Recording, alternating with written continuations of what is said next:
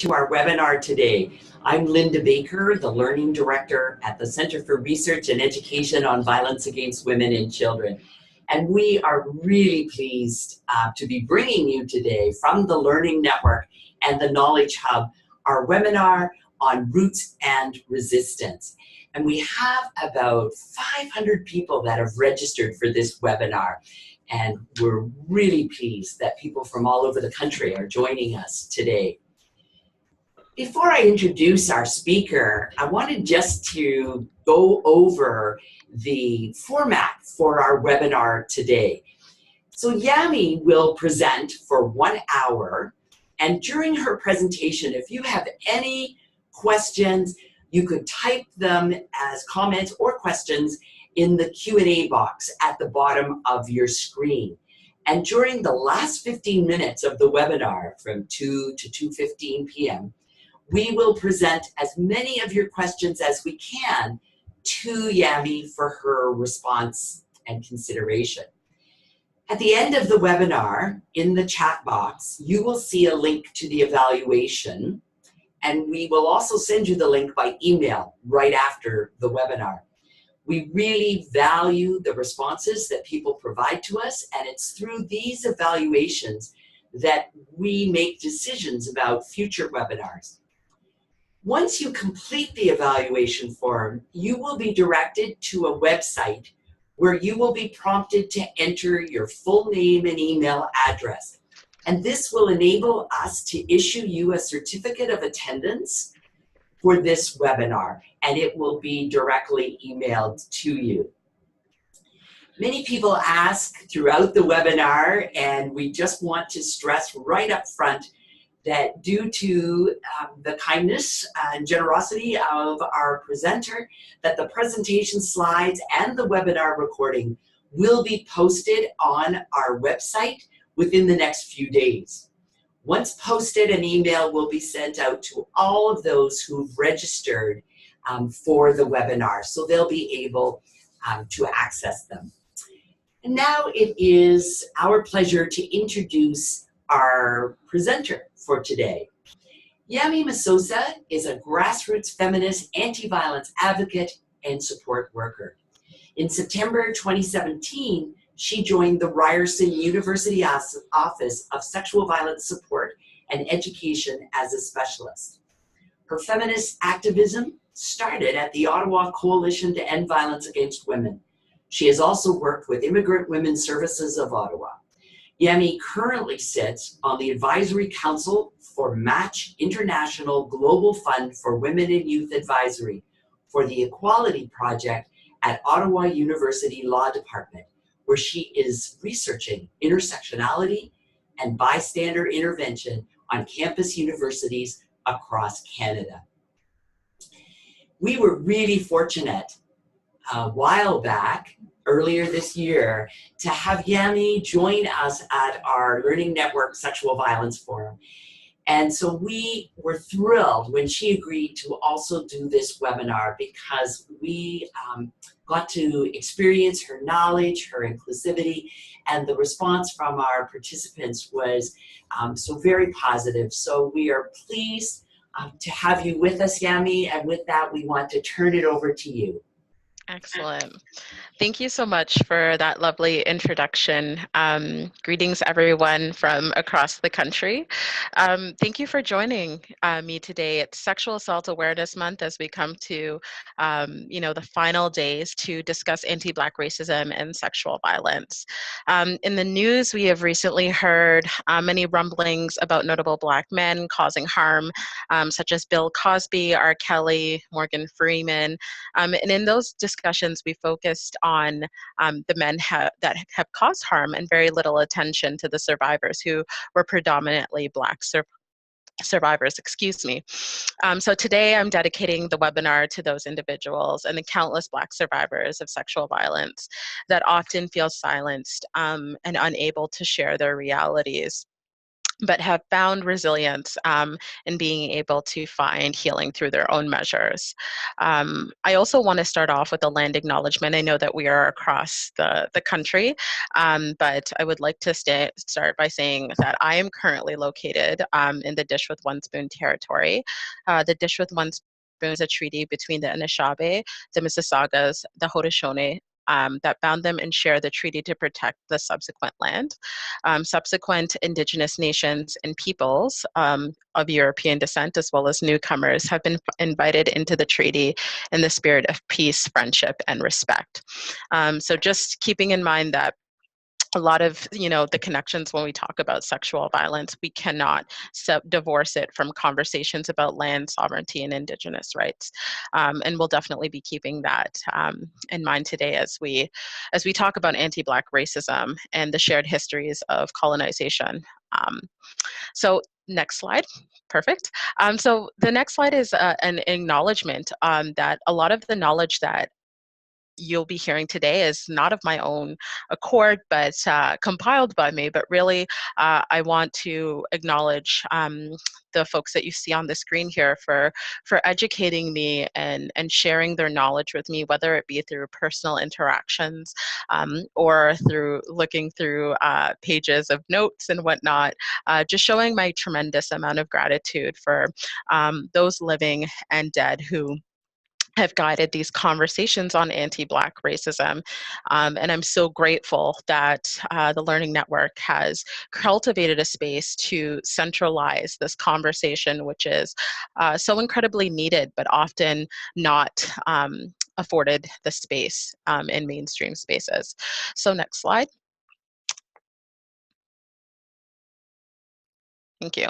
So as I always do when I start putting together presentations, is just, procrastinating, but also looking at what images I see when I Google certain realities. So I Googled sexual assault in women, and what I found were these images.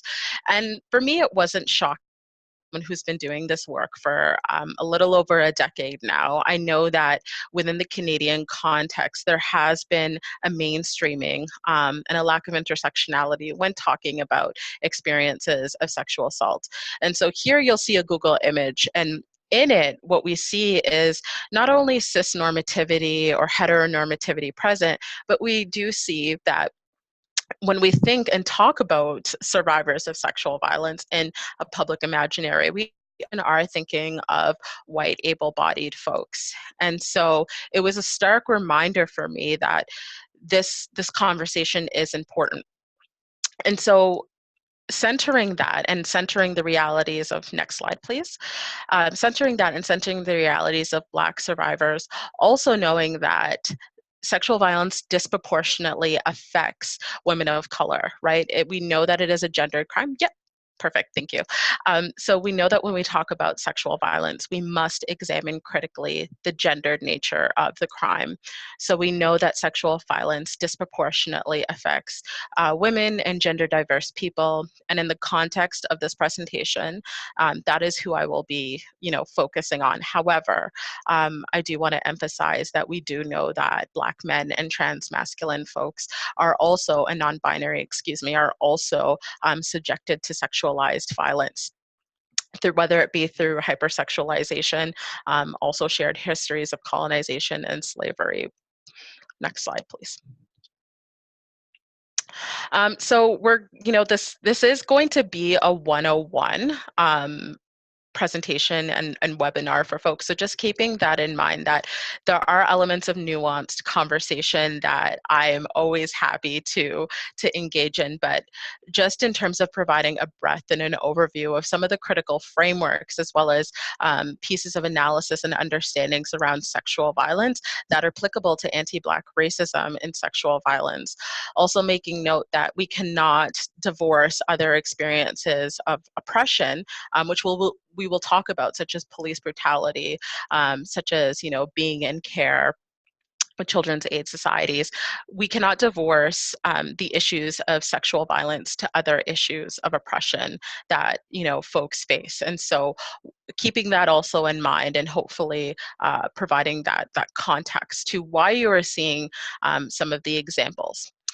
And so when we start off by talking about anti-Black racism and sexual violence, it is vital to contextualize, what do I mean by anti-Black racism? So next slide, please. So here we have a comprehensive definition of what anti-Black racism and sexual violence looks like. And so this was a comprehensive definition that was provided by a dear friend. And one thing I would want to make note of is it talks about anti-Black racism being described as the nexus of intersecting oppressions experienced by Black people in Canada because of their skin color. And I mean, it's global. It's not just to Canada, but I really wanted to hone it in terms of the Canadian context.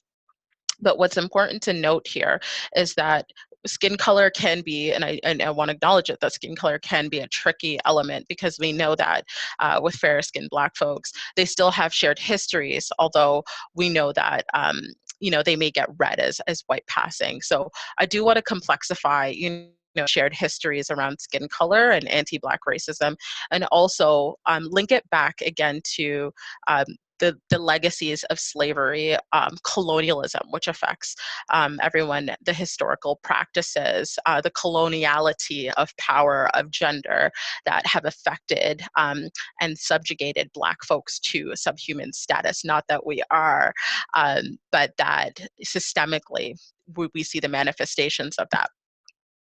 And what I think is important here, again, is to specifically name anti-Black racism as its own framework of understanding, because it's one thing to experience racism, right, systemically, interpersonally, but with anti-Black racism, we are acknowledging the fact that even other folks of color may perpetuate, anti-Black racism towards Black communities.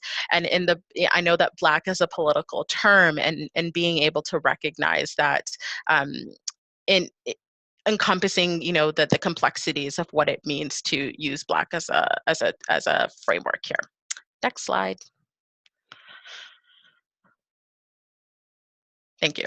Another framework that I want to highlight in this webinar is the connections between misogyny again, and in a term that many of you may be familiar with, or many of you may not be familiar with, which is misogynoir. And what's vital about misogynoir and being able to contextualize it in relation to gender-based violence is the recognition that it is a devaluation of Black womanhood, right?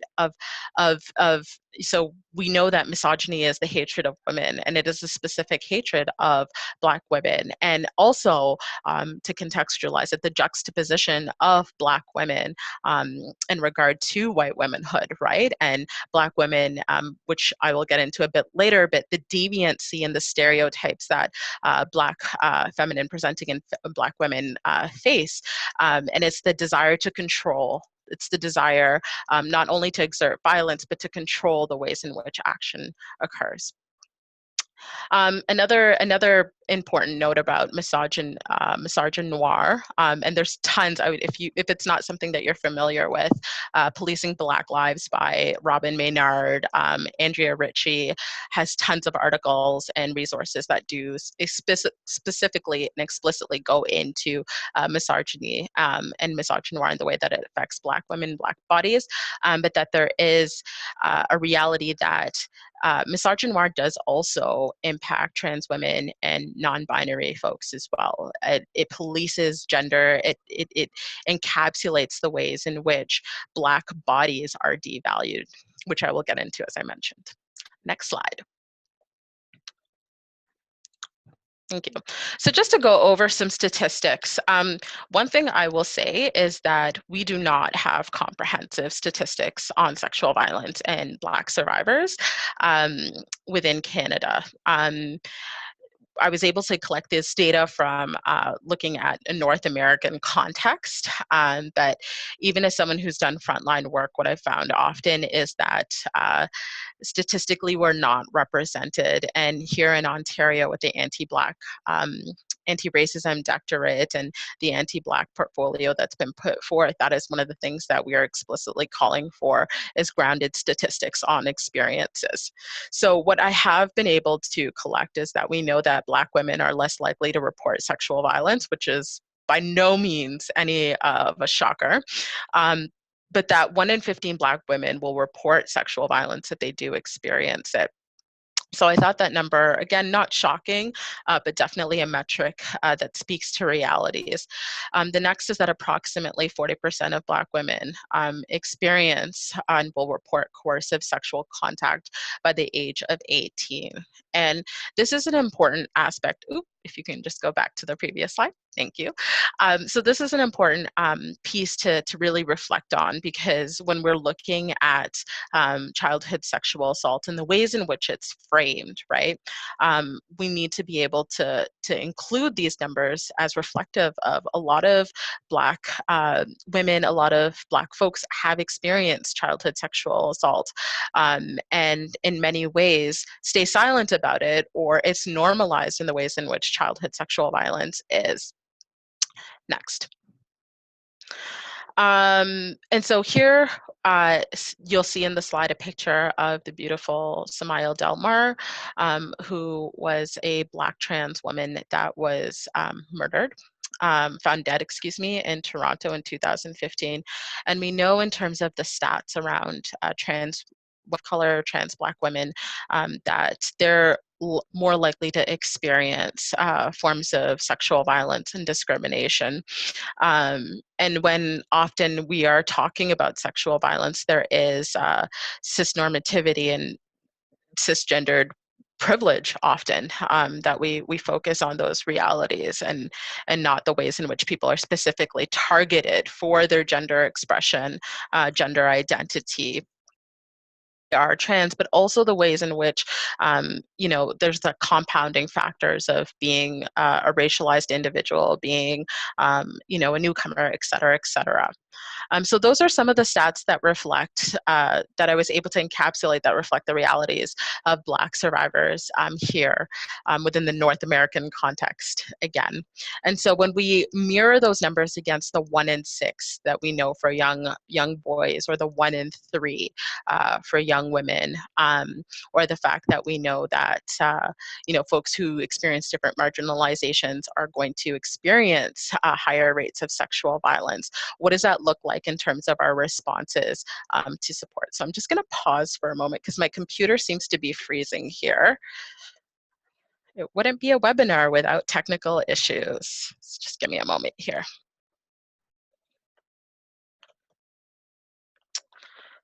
Oh.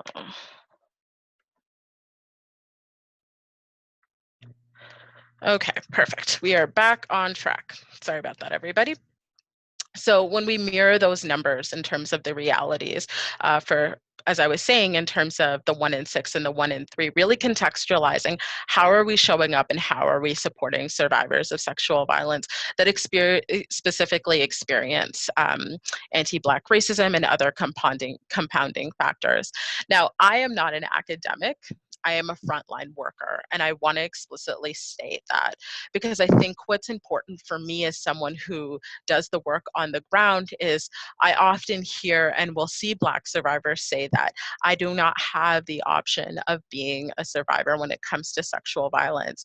And there's this privileging of whether it be race-based, whether it be around sexuality, where at times folks are not that they don't want to, but that it's difficult because it's like, what do I choose, right? And in a lot of ways, when we go through to the rest of the presentation, we'll see the ways in which stereotypes are extremely harmful, right, to survivors, to Black survivors, and how that in itself acts as a barrier. And Lana James in Censure and Silence talks about this. So moving on to the next slide.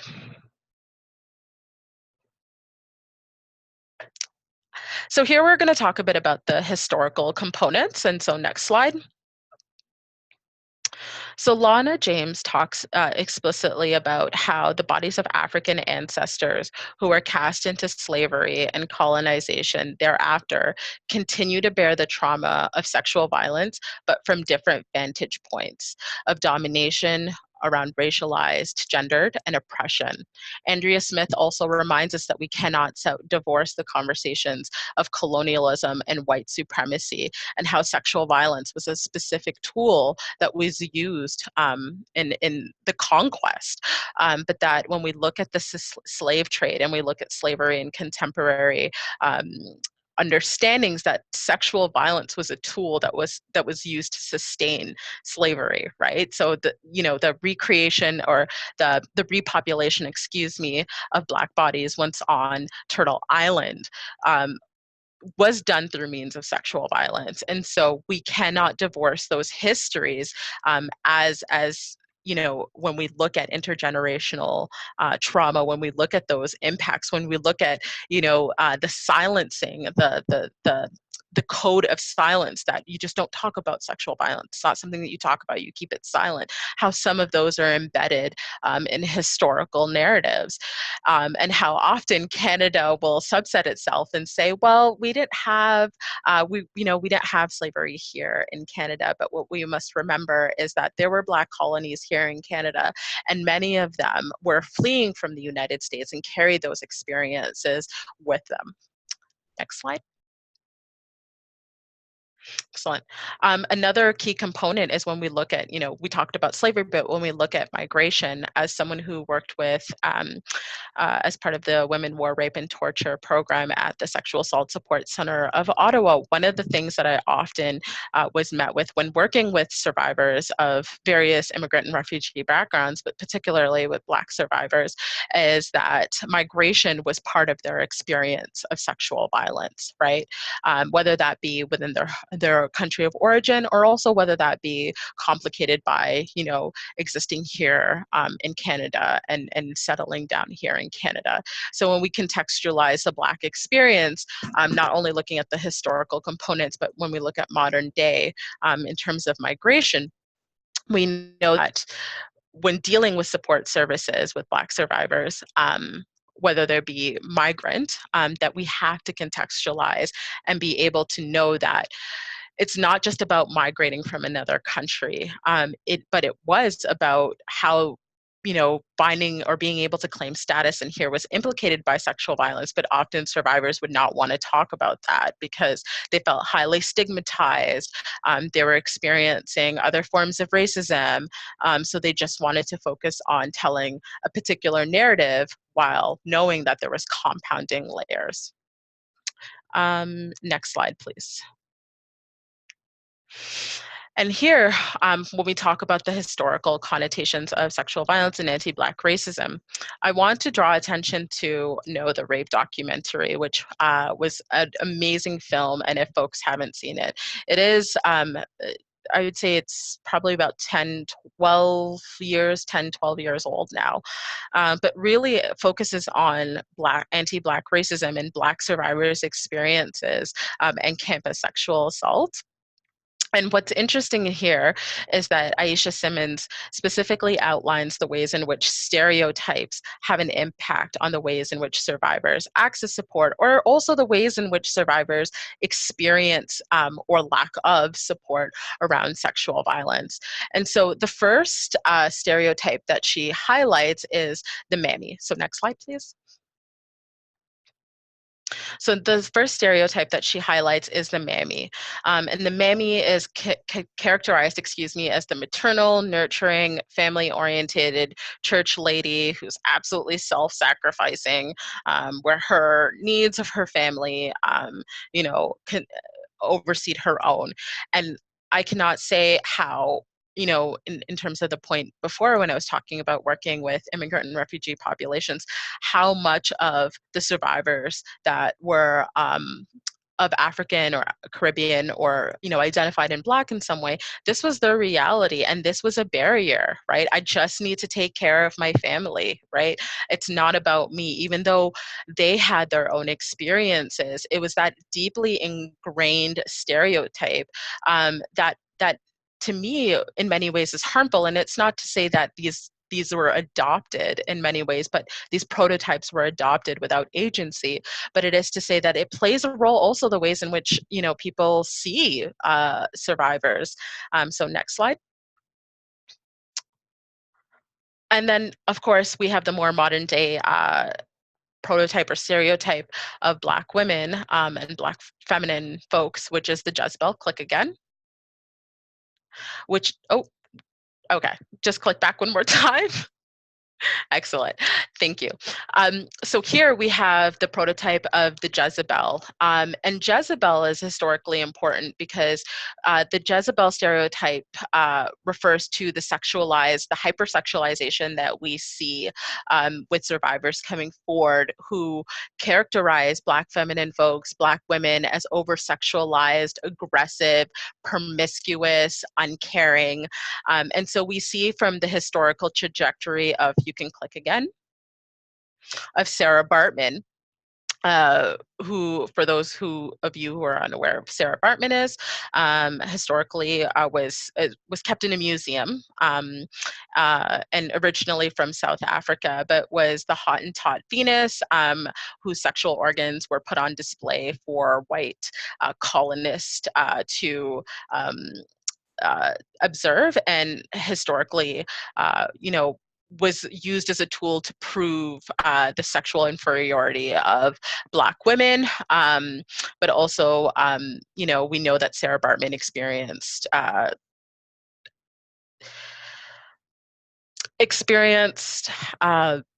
gang rapes, was subject to very violent forms of sexual violence that was part of historical artifacts. Forgive me for stumbling on my words there. It is hard to talk about these issues because, as you know, carry a lived experience there. But in terms of the connections to Sarah Bartman, the Jezebel stereotype, what we see is the hypersexualization. And when we think about our understandings of sexual violence and, when we go out into the world and, those narratives of she was deserving, she put herself out there, etc.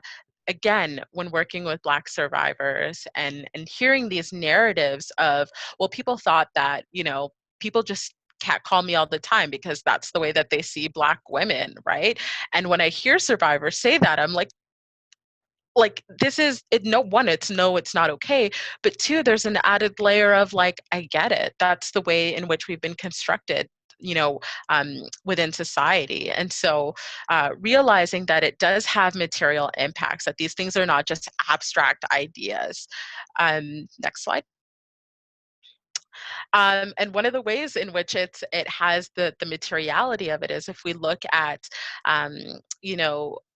the laws that have come forth, well, lack of laws, but the Bedford versus Canada in terms of the decriminalization of sex work to end violence against sex work. One of the things that Bedford said that really stuck with me is, as a Black street-based sex worker, she said that in many ways, the ways in which, I'm hypersexualized and just seen as deserving of this violence towards myself and towards other folks who, it does include non-racialized folks, but in particular for Black bodies, the ways in which the commodification of my body is seen as permissible. And so here I do want to make a statement that when it comes to sex work, it is important to recognize that while challenging the state, it's embedded in safer spaces for sex workers, but that there's a difference between sexual exploitation and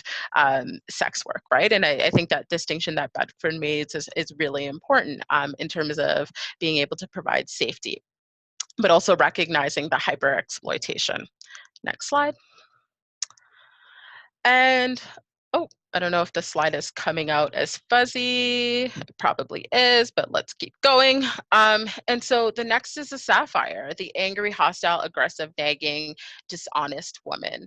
And I cannot tell you enough when working with Black survivors, young Black women, when I was working in a program called the Young Women at Risk program, one of the things that often came up when working with Black survivors is the lack of apathy that frontline workers survivors had for these young women, because they were seen as angry, hostile, aggressive, dishonest, that they couldn't be trustworthy, so we couldn't give them, tokens, etc., or that we couldn't take their word at face value. And part of that, in many ways, was a protective mode for the individuals in terms of just recognizing the complexity of the various individuals, but of the individuals to be able to survive that hostility, that aggression was the only way to negotiate existing in this world, right? And so, but at the same time, and usually there was undercurrents, right? It was embedded in the fact that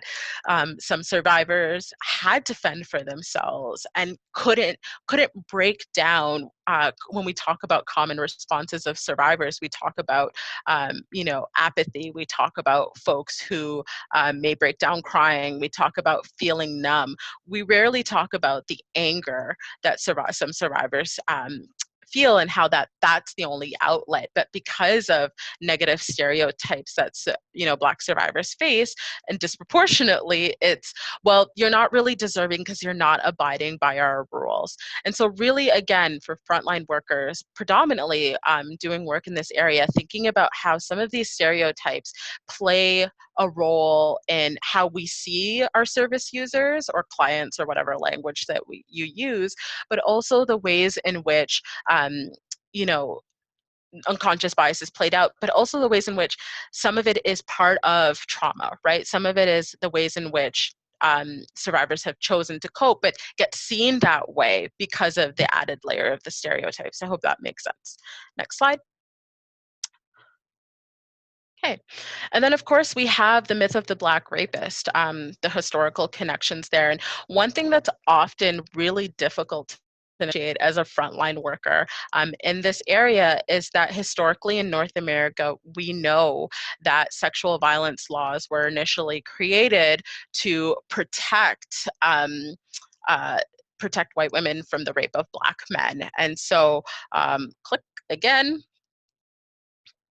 So we know that in Angela Davis's Women, Race, and Class, the chapter on the myth of the Black rapist, she specifically outlines the ways in which lynching laws were used, and sexual violence was used as a tool strategically by the state, both in Canada and the US, to not only hyper police Black men, but to protect white women. And that historical connection is, again, a difficult one to absorb. But when we think about the ways in which that permeates into present day, and the ways in which discourse and conversations within the Canadian context often fail to include analysis around Black survivorship, one cannot help but to think that there's a correlation there. And I fundamentally believe so. And I think that in Lana James' Center and Silence, she also talks about the ways in which the laws that were used to protect white women, white cisgendered women, have often preceded and the humanness of those who do not embody that. And again, that is a difficult thing to process, but I think that when we are able to see those realities, we are able to see how the shortcomings around this anti-sexual violence movement have failed to address the needs of Black survivors. Next. And one of the ways, in the stark way, is the over-reliance of the criminal justice system, right? And so when we look at the criminal justice system, next slide. Next slide. When we look at the over-reliance of criminal justice system as a response to sexual violence, I can't help but to take a pause, because we know that only 10% of survivors actually go and report sexual violence. But we know that also people are not going away for long periods of time for committing sexual assault. We know that we have a criminal justice system that is broken. But when we have these historical connections of rape laws being used to disproportionately affect Black communities, we cannot divorce that from the reality that that's going to have an impact on how survivors see access to justice within these systems, which is something, again, I'm throwing a lot of book titles out for you as resources for you folks to engage in, because I know that 1 hour is never sufficient in a sufficient amount of time. But when we look at Andrea Ritchie here talks about, the number of Black women who have been killed by the police. And also, so when we talk about, within the Black Lives Matter movement, when we talk around police brutality, it is often focused on men. But when you have these mirror of Black women who are supposed to, or Black folks, non-binary, trans folks who are supposed to, one of the things we always often hear is report when you experience sexual violence of some nature, that we have these systems in place, et cetera, et cetera. But when we know that we are disproportionately policed, when we know that we disproportionately affect violence, our view on engaging in these systems is going to look a lot different. And that's why I titled it Criminal Injustice System. And so, again, next slide. Again, what does this materially look like? I've had countless, I used to run a yoga group for Black survivors, and I had countless survivors say, I'm just going to deal with the healing part. I'm not going to engage in the criminal justice system.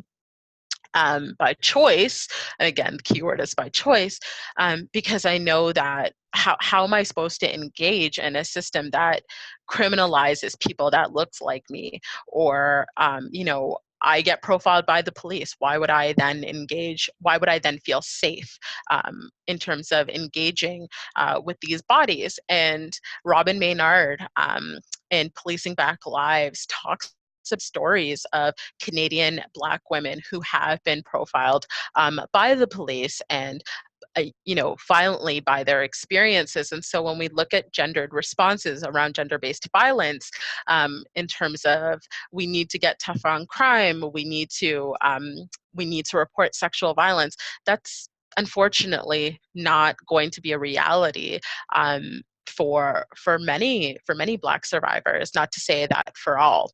But in the top left-hand corner, you'll see a picture of Jacqueline Nisa, who was profiled for stealing, allegedly, I should say, stealing a bra, and was subject to 2 body searches by the police, in which they found nothing. But in her testimony talked about feeling degraded, and when we talk about bodily autonomy, when we talk about sex and the ways in which it can occur, as someone who does public education workshops day in and day out, we often don't talk about how the state can also be a facilitator of sexual violence. And so next slide. And here we have in the top right-hand corner the realities of Stacey Bond, who was left topless, and this was in Ottawa, and left topless in a jail cell for hours, and was strip-searched and videotaped. And her assailant, who is a police officer, was acquitted. But what was important here was to note that, again, when we think of sexual violence and bodily integrity and autonomy, and the ways in which the conduct was deemed inappropriate, but was not deemed as sexual violence. We have the case right beside Stacey Bonds here on the left, which is Sharon Abbott, who was a postal worker who was stopped by the police for allegedly driving erratically. And so the police officer, oh no, go back to the previous slide, thanks. Here we have Stacey Abbott, who was stopped by the police for driving erratically, feared that this was actually not a police officer, and so called her husband because she was like, this could be someone that was impersonating. There was no attempts to communicate from what I read, but rather what ended up happening was again, it escalated, grabbed out of the vehicle, violently, grabbed, thrown onto the car. She states that she was grabbed by her belt, in which her bottom was exposed, and then described how she was left there, and humiliated, and felt that this was unjustified, and that not only was it racial profiling, but there was experiences of a sexualized nature in which she experienced assault. Furthermore, we have Aubrey, who's in the top corner. And again, this is not something that's new, because Aubrey Smith in the top corner was strip searched in public. And, the police say they were tipped off, and this is in Toronto. Next slide, sorry. The police say that they were tipped off by someone who had looked like her in the community, that was selling illicit drugs. And so, which also sparks conversation about the ways in which Black women's bodies are seen as drug mules, and how, as opposed to support, they're just further criminalized. But conversation for another webinar.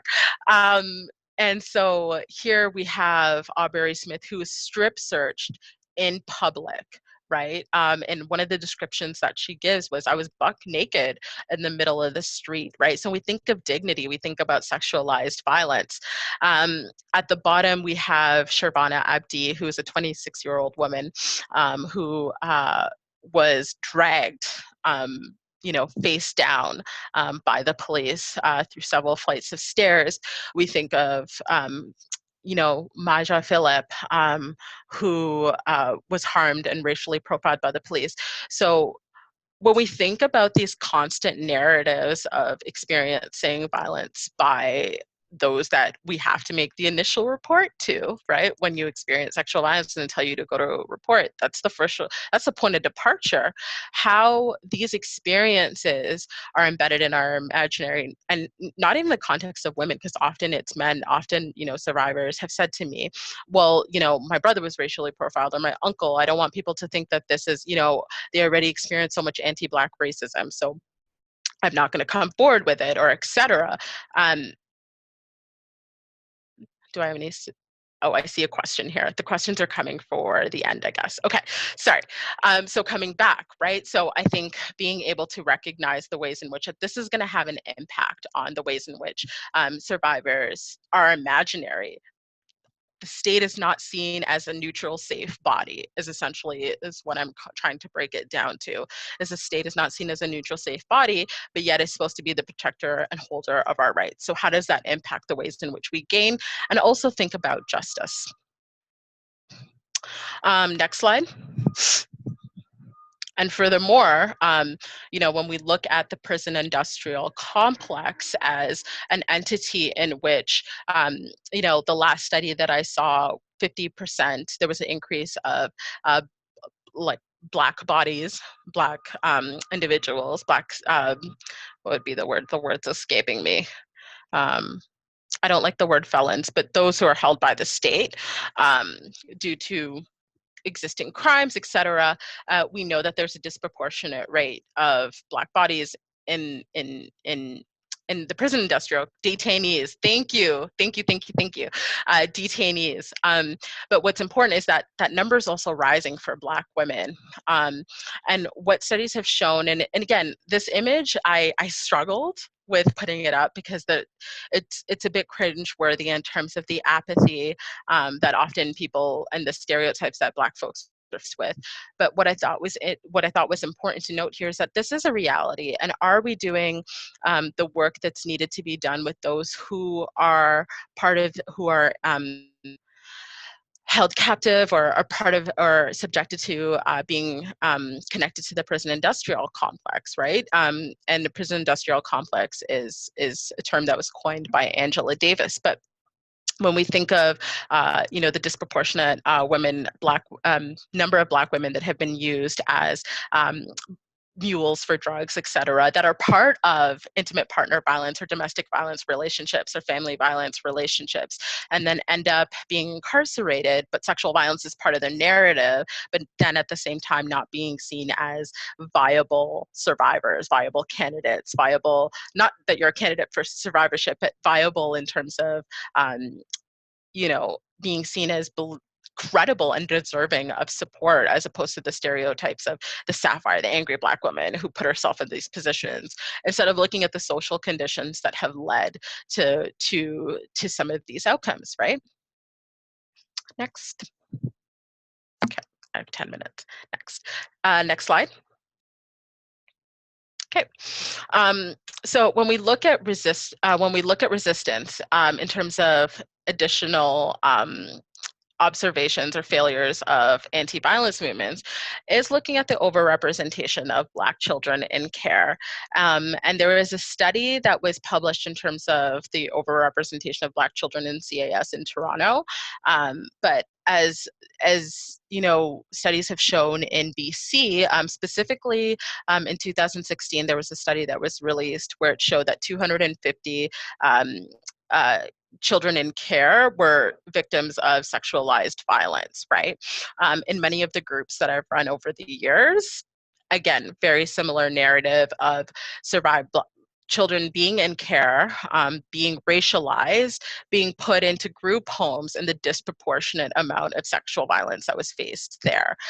So that becomes a very, again, complex piece, because the state in this case is the parent, right? So how do we negotiate those realities in which the state is the parent, right? And that in care, children are experiencing harm. Next slide. And just for the sake of time, because I know that I'm not going to be able to get through everything, I wanted to highlight two incredibly vital resources that talk about the ways in which mainstream sexual and domestic violence movements have failed, quite frankly, racialized, specifically Black survivors of intimate partner sexual violence in terms of supports. And so in Censure and Silence, one of the things that Lana James highlights is that often when survivors often when survivors access sexual assault centers, that there aren't people that represent them. And it's not to say that representation is the only way, because I think it is a bit more complex than that. But it is to say, in my years working within many sexual assault centers, that often with credentialization and professionalization, that often certain people would be seen as well in terms of being able to provide the support. And so how does that impact who walks into your doors? Because again, it does have a material impact when a survivor says, you're not going to get me, you're not going to get the realities of my experience, or in many ways, I don't want to have to explain to you the racism that I face that's in connection to my experiences as a Black survivor. And so it does mean that we have to take a really hard look at our feminist movements and the ways in which who is in our space, right? Who are we hiring? Who are we seeing as credible in terms of doing the work, as opposed to one-off ongoing work, as opposed to one-off workshops? And again, difficult thing to negotiate and navigate, because some people, I've heard rebuttals that, well, we just don't have that many racialized people in our community. So, I beg to differ. But I think what's important here that Lana James is highlighting is that in her study, looking specifically at Black survivors, that they're not engaging in mainstream supports because they don't see themselves represented, and they don't want to have to deal with, issues of racism on top of, experiencing gender-based violence and poverty and et cetera. In The Color of Violence, the anthology, Incite Women of Color Against Violence, throughout the book. But one of the key chapters talks about being in domestic violence sectors and how often some of the rules negate realities and can sometimes be oppressive. If frontline workers carry some of those implicit biases, and whether it be around anti-Black racism, homophobia, transphobia, etc., but how the work does also need to be there so that we don't refacilitate that secondary traumatization. Next slide. Okay, so now one of the things that I was talking to my partner about, I was like, man, this is really focused on some really intense stuff. And while it's important to highlight this, I want to talk about the resistance, because we are not apathetic, right? We have histories of resistance and have been doing the work when systems have also been built to fail us, but we've set up our own ways of support. So next slide, I wanted to share some space for that.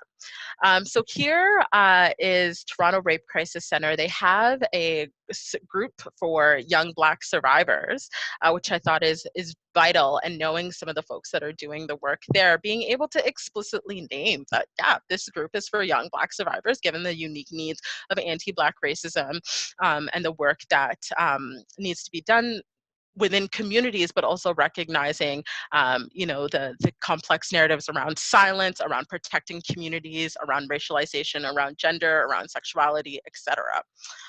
This is a group, the one beside it in terms of the QT BIPOC, which was a specific group that was for queer and trans people of color. Predominantly, the folks that showed up were of African descent.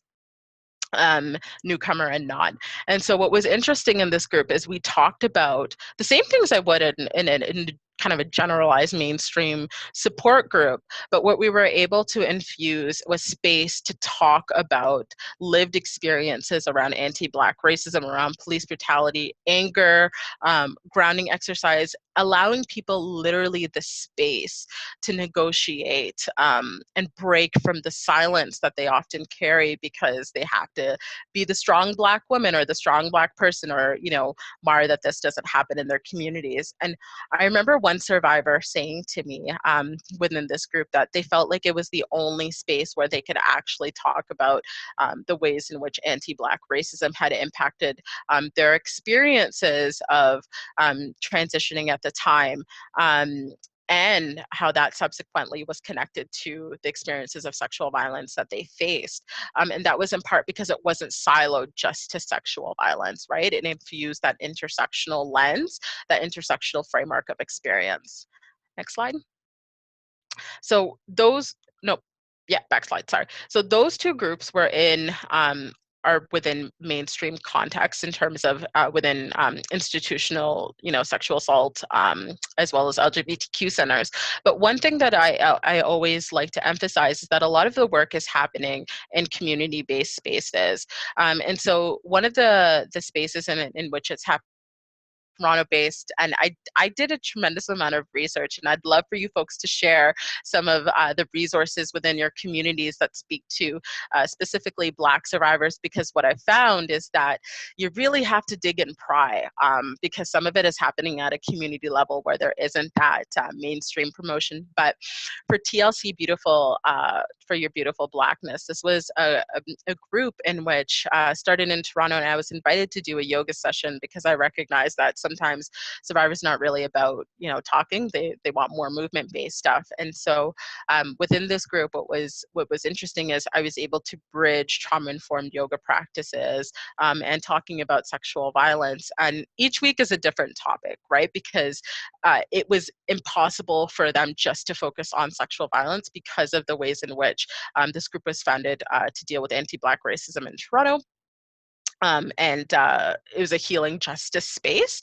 And so the times in which we had been invited in was to focus on sexualized forms of violence. But again, it's never just sexualized forms of violence. There is always some form of connection either to economic abuse or economic realities or, anti-Black racism issues, experiences of racism, or other institutional factors. And so within this group, it wasn't done by clinicians. It was everyday community people coming together, sharing their resources. And it wasn't in a way that anyone felt that they needed to fix themselves, but rather be able to share what was going on for them. So the facilitators also played a very unique role in which they were seen as peers.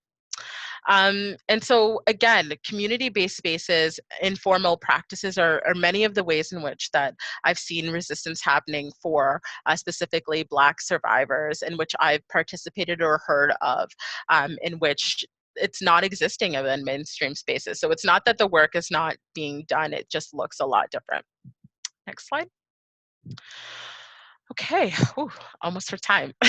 So I want to conclude this webinar because on a not on a lighter note, but in a way that if you are feeling as a white ally or a non-Black POC, feeling that how do I contribute? What do I do, right? One of the things is that we need each other, right? We need each other in terms of being able to do this work. And some of the uncomfortable truths that I hope that you folks have been able to acquire from this webinar is that there are unique experiences around anti-Black racism and sexual violence that compound the complexities of what anti-Blackness encapsulates. So the intersecting nature of race, class, gender, sexuality, etc. And that if we are to do the work, we are going to have to be honest. And so being reflective of, not only our organizations, but the ways in which we even see the way that we see sexual violence covered within the media, we see the discourses and the conversations, the panelists, etc. And whether or not we do see Black folks represented there, right? And it's not enough to say that Black survivors don't exist within our communities, or that not a group that is highly representative, etc. But it is to say that if someone does come through your door, being able to recognize the complexities of what we talked about, but also the ways in which we are complicit and need to acknowledge that we are complicit, but how we can move forward. And so I love this quote by Mia Mingus that says, because the truth is we need each other. We need each other, and I need you and each and every one of you to make life more possible. We owe our existence to each other in so many ways. I don't know how you survived, but I am grateful that you are here. And so I'm grateful that over 177 of you folks are listening into this webinar and are interested in ways in which that we can shift and continue to shift, because the work is being done in terms of resistance for looking at the experiences of Black survivors and sexualized forms of violence, and that the work will continue to be done. So what part do your organizations want to play in it? And next slide. Okay, and that's just my contact information for folks to get a hold of me. If you have any questions, if you want to share more research,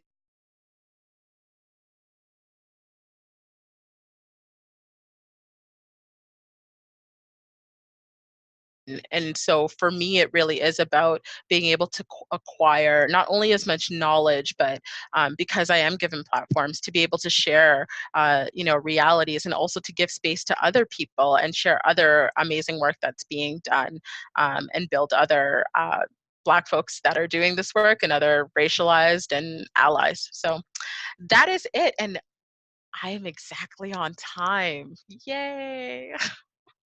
Thanks, everybody.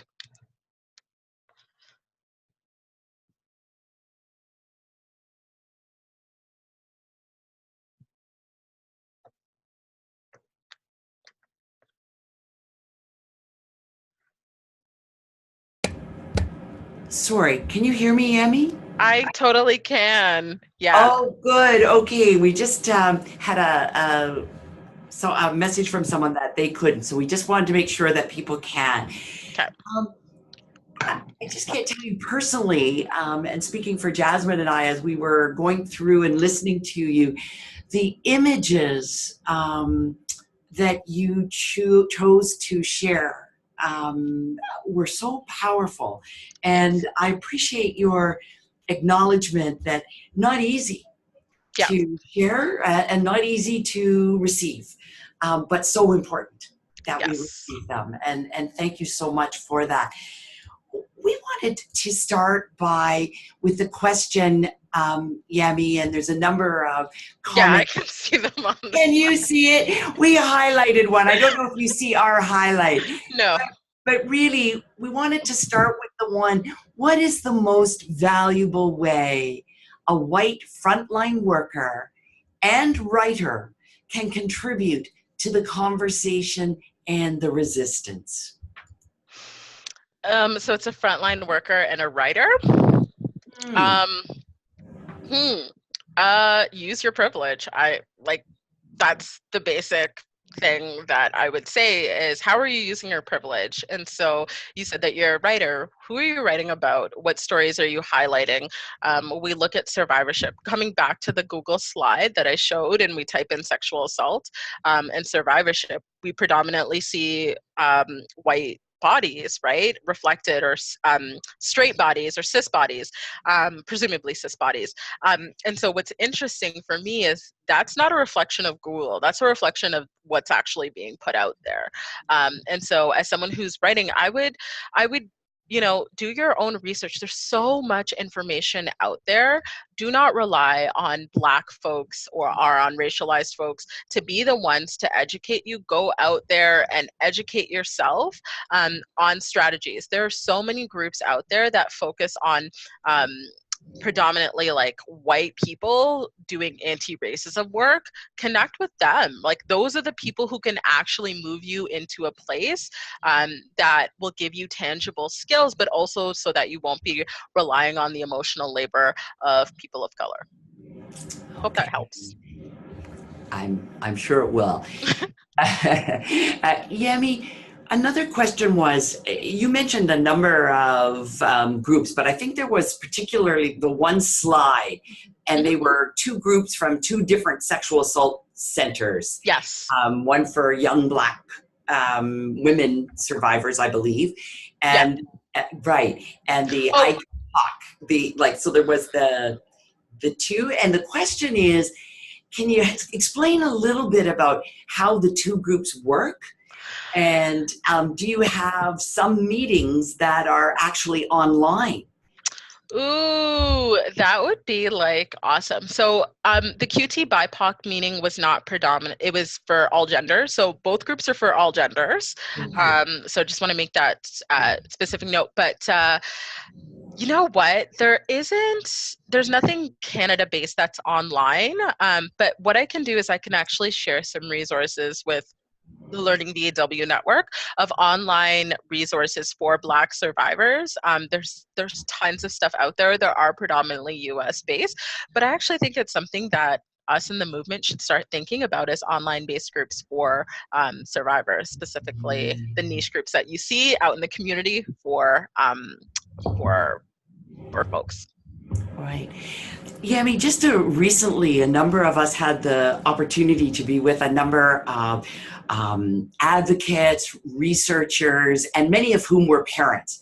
Mm-hmm. And they were talking about this wonderful experience where recently, when they were hiring, they're seeing fresh graduates from college and university with a much better understanding of intersecting oppressions, etc. And they were excited by that.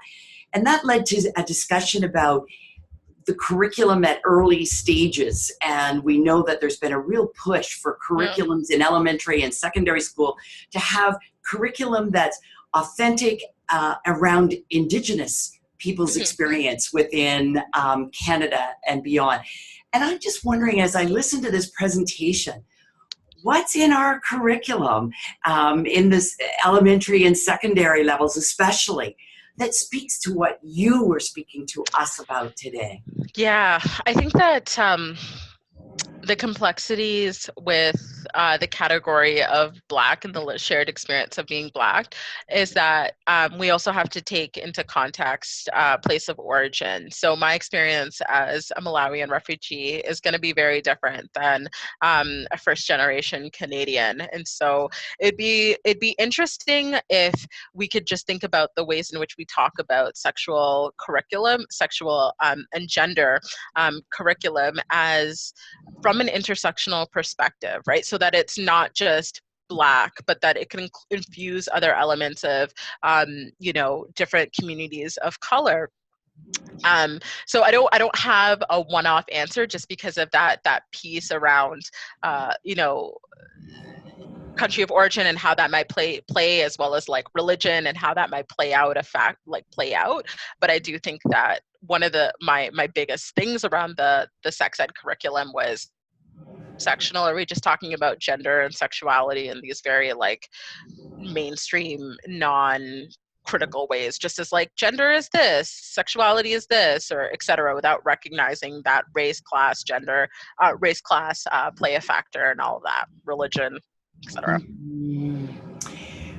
Another question that we received, Yami, really I think goes to the heart that when peoples are experiencing compounded oppressions and are hurt in ways that are really hard to even comprehend if you're standing outside of that oppression and hurt, or standing outside of being the victim of that, is that when we're hurt and oppressed, that then sometimes we hurt others. And the question was really going to the impact of what Black women, Black people have experienced, and what impact that has had on their own relationships in terms of violence within Black families or within Black community. That's one that, so is that a statement or just like to speak back to it? It was sort of my way of building in the question, which was really looking at what do we know about Black survivors being perpetrated against by Black women or Black men. And I was adding a context to which question came through with. Yeah, so the stats don't adequately reflect. The thing is, that's a difficult thing to get stats on, because one of those that would require folks to disclose that this is happening to them and who the person, I don't use the term perpetrator, I use the person who caused harm, just to acknowledge the complexities of people who cause harm. But I think that data collection would require us to go into communities and ask those really difficult questions. And if we know survivors are not reporting already, that would impede that. But I think that, it's really hard. I think that's a stat that's not captured, but I can tell you that's most of who I supported over, the 10 plus years is it being family violence and the complexities of not wanting to disclose that it was an uncle, a family member, etc., because they don't want them to be further criminalized, or they don't want them to experience harm. They just want the harm that they're doing to them to stop. So there aren't adequate stats reflected on that, but I definitely would be, if anyone out there has concrete data, it's definitely something we'd be willing to look into. Okay. We wanted to give you a chance, Yami, to speak a little bit to, we noticed that you use the term resistance. Yes. And I think it's such an important term, and important for us to understand the context and why that term is so important, and how it differs from other ways of describe, like from other people may describe or use different terms. And I just think if you could, and I'm not asking a very clear question here. No, but you know what? I'm going to tell a story. Oh, good. Thank you. To answer your question. So this past October, we saw the surgence of the Me Too movement and conversations around Tarana Burke, being the founder of the Me Too movement, and Alyssa Milano, being the one that brought it to light, even though Black women, had been doing this work for 10 plus years. And I was at a gathering in Toronto, and one of the things that occurred to me was I got really upset when I was, on the microphone speaking. I said, Black survivors are triggered by conversations around Me Too, because what it is, it's a validation that our stories are not going to be heard validated in mainstream spaces unless they accompany some sort of validation from white bodies. And so, no, it's really not validating to talk about Me Too, because Tarana Burke was invisibilized at the beginning until it was Black women that said, hey, two fingers on the shoulder, absolutely not. We've been talking about this for a very long time. And in fact, there's this whole movement that existed. And so I think for me, the resistance piece, when way, was a friend saying to me, Yami, don't you forget that we have been resisting, we have been doing this work for a very, very, very long time. When you think about the historical context of sexual violence, when you think about lynching laws, when you think about the context of anti-Black racism and sexual violence within Canada, you know that we've been resisting, that we have not been apathetic, that we have not just been sitting back. And so that is why I use the word resistance as opposed to any other word, is because we have been resisting this for beyond, you know, the movements that we see as, you know, rape crisis movements or sexual violence movements starting. We've been resisting it since, you know, like colonization. If we think about slavery, we have been resisting sexual violence in our own political ways. And so it was just to highlight the fact that there isn't apathy there. We're not just sitting back asking to be saved, but that we are doing work for ourselves as well. So, yeah. Yami, we're coming to the end of our time. And again, we just want to thank you so very much for your presentation. But I think, without putting you on the spot, and you don't have to say yes right now, but I think what we would like to end off with is by asking you to seriously consider coming back and going beyond. I think that's really our team, and I think many more that have joined in today. We are going to increase our reading. Some of the reading you suggested we've done, some we haven't. Yeah. Like to do some more reading, and the homework that you've given us, we want to embrace and take very seriously. But we're hoping that you would come back and that we can go to 102 if this was 101 and really continue the conversation. Absolutely. We would really value that. I would love it. Fantastic. Yami, on behalf of our whole team, we're all in different offices, by the way. That's why you just see Jasmine and I. But we just want to really thank you on behalf of our participants. So many have expressed great information, wonderful presenter, value the information. Those kinds of comments have been coming in. And we just really want to express our appreciation, Yami. Absolutely. Thank you so much. And I hope everyone has a great rest of your day, and continue doing. I just want to shout out also all of the frontline workers and all of the folks who, you know, are ensuring that we're having these conversations around sexual violence.